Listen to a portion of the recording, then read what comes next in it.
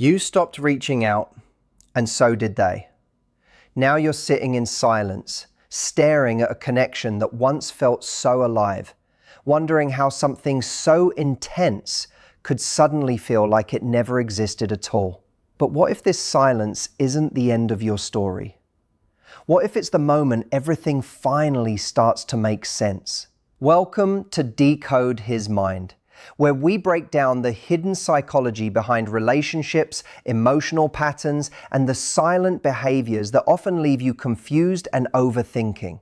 In today's topic, we're diving into what really happens during mutual silence with an avoidant partner, and how this quiet distance slowly reveals their true emotions, your own healing process, and the deeper truth about whether the connection is really built on growth or just patterns. You've stopped texting, they've stopped texting too.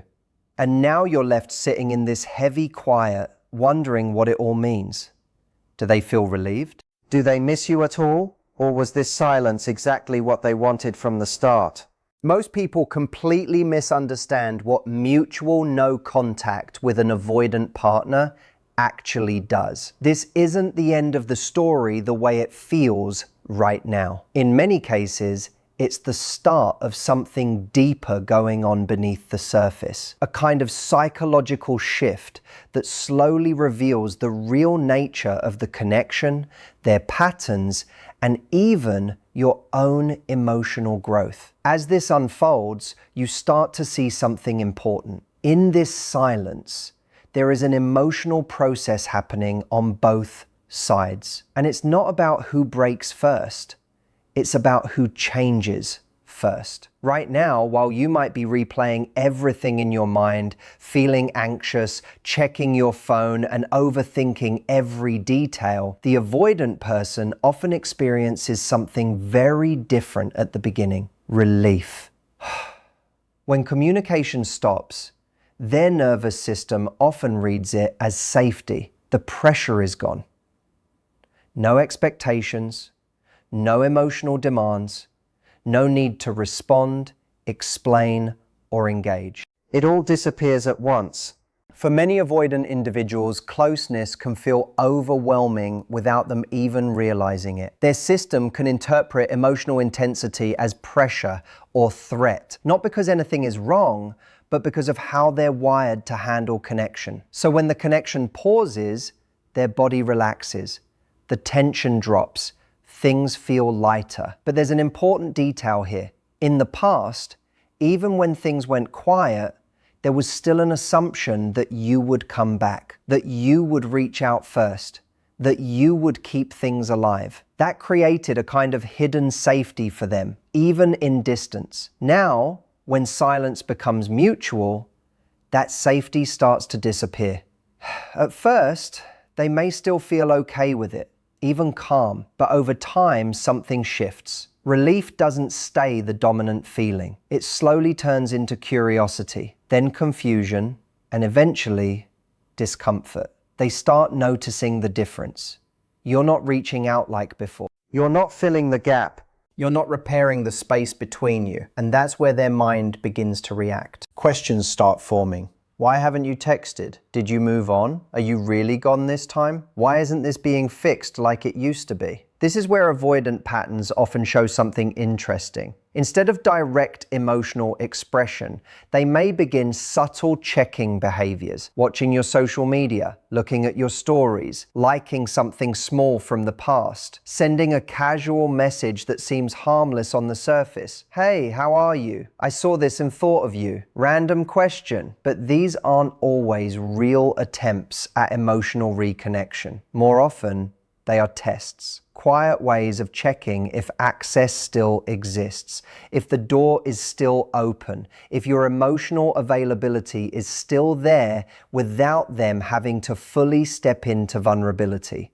It's not always about missing you in a deep emotional way. It's often about checking the stability of the connection without risking too much of themselves. And underneath all of this is something they don't always consciously face: the discomfort of losing control of the emotional dynamic.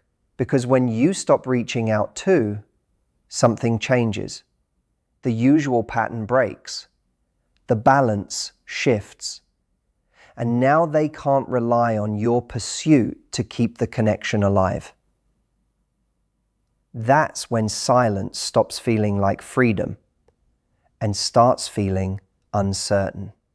Meanwhile, on your side, something very different begins to happen over time. At first, the silence hurts a lot. You feel the urge to fix things. You replay memories. You question your decisions. You wonder if you should just reach out and make it right again. Your mind tries to restore what was there before. But slowly, if the silence continues, something starts to shift inside you. You begin to notice your own energy again. The constant emotional effort you were putting into the connection starts to settle. The overthinking doesn't fully disappear, but it loses some of its grip. You start seeing things with a bit more clarity. You notice how much you were adjusting yourself, how often you were waiting, interpreting, guessing, managing emotional distance that wasn't fully in your control. And without that constant cycle, parts of you start to return. Your focus comes back. Your emotional space opens up a little. And even though it's uncomfortable at first, the silence begins to feel less like rejection and more like distance that is giving you room to breathe. This is where a shift begins. Not because you stopped caring overnight, but because your nervous system slowly stops being in constant pursuit mode. And this is the turning point. Because while one side is slowly learning to detach and reclaim themselves, the other side is being forced to sit with uncertainty they didn't have to face before. That difference is what shapes everything that comes next. Loneliness, regret, nostalgia, and that quiet fear of being forgotten can all start to surface in the silence. They may find themselves replaying moments you shared, remembering the closeness, the comfort, the familiarity you brought into their life. But at the same time, there's another force inside them, something protective, something guarded. Because for an avoidant person, reaching out directly can feel like exposing a vulnerability they're not ready to face. It means admitting they care. It means admitting they miss you.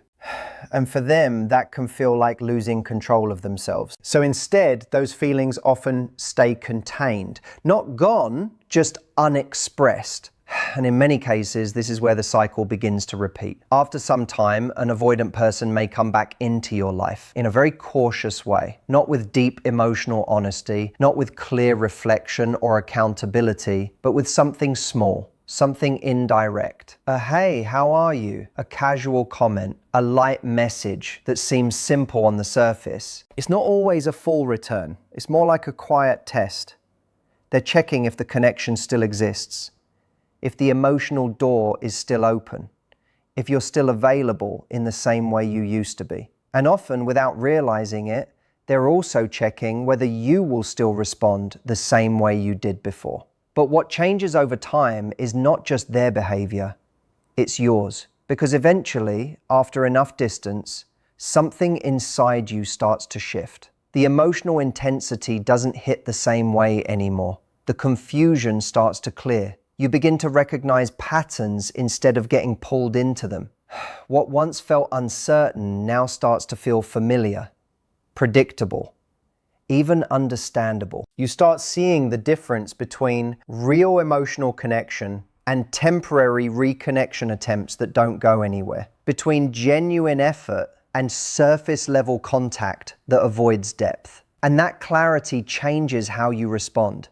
At this stage, what matters is no longer the possibility of what they could become. It becomes about what they are consistently showing you right now, through their behavior, through their effort, through their willingness or unwillingness to meet you emotionally. Because when someone is truly growing, especially someone with avoidant patterns, you can usually see it in the way they return. There's awareness, there's responsibility, there's acknowledgement of distance. Even if they're still working through fear, there is effort to be real with you instead of staying on the surface. But when the return is only light, inconsistent, or carefully avoids anything emotional, it becomes clear that nothing fundamental has changed. The connection is being approached, but not fully entered.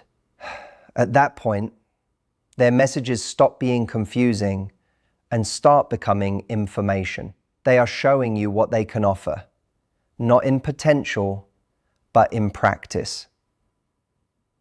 And while that is happening on their side, something equally important is happening on yours. Because real emotional distance doesn't just create space between two people. It creates space inside you. Space to reflect, space to feel what you were carrying, space to notice how much of your energy was going into managing uncertainty. And slowly, something begins to return to you. Your focus, your clarity, your sense of emotional grounding.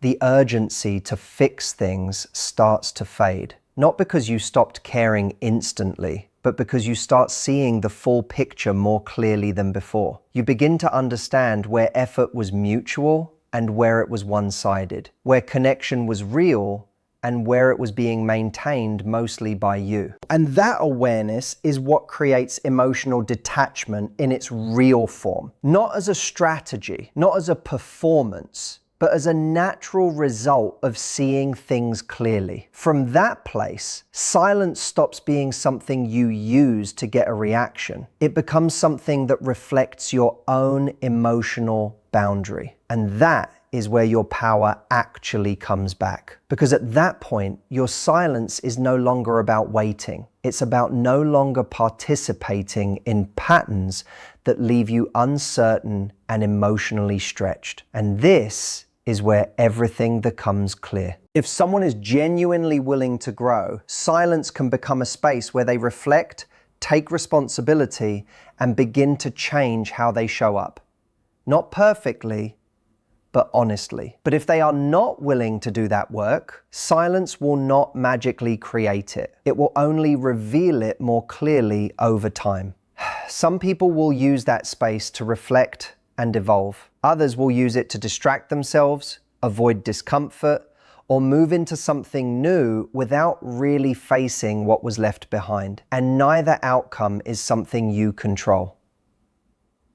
What you do control is what you choose to do with the silence yourself. Because this space isn't just about them anymore. It's about you coming back to yourself, rebuilding emotional stability, relearning what consistency feels like, and redefining what you are no longer willing to accept. In the end, silence doesn't create clarity out of nothing. It reveals what was already there. It shows you whether there was real emotional capacity underneath the connection or just temporary closeness that depended on one person doing most of the emotional work. And if the silence is teaching you anything, it's this.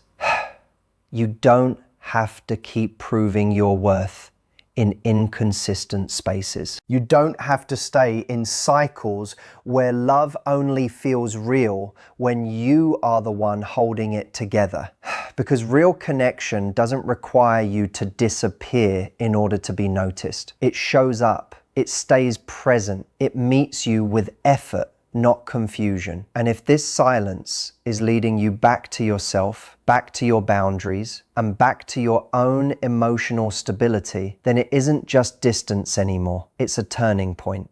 In the end, this silence was never just about waiting for someone to come back. It was always about what happens to you when they don't fill the space. Because in that space, something important becomes clear. You start to see the difference between real emotional presence and inconsistent connection. You begin to understand how much of yourself you were giving just to keep things from falling apart. And slowly, you start to notice that love should not feel like constant uncertainty or emotional guessing. Whether an avoidant person returns or stays distant is not the real ending here. That part was never fully in your control. What actually matters is what you have learned through the absence. You've seen patterns more clearly, you've felt your own emotional limits, and you've started reconnecting with your own stability, your own needs, and your own sense of worth. If they come back with real awareness and real effort, you'll be able to see it without confusion. And if they don't, you won't be left questioning your value anymore, because the silence will have already shown you what kind of effort was truly there. So this isn't a story about losing someone, it's a story about gaining clarity, about stepping out of cycles that drain you, and about realizing that your peace cannot depend on someone who only shows up when it feels convenient for them. Because the real outcome of this silence is simple: you stop waiting and you start choosing yourself.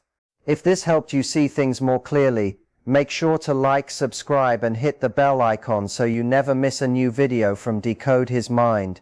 And in the comments drop the word celerity if this message resonated with you and you're choosing yourself from this point forward.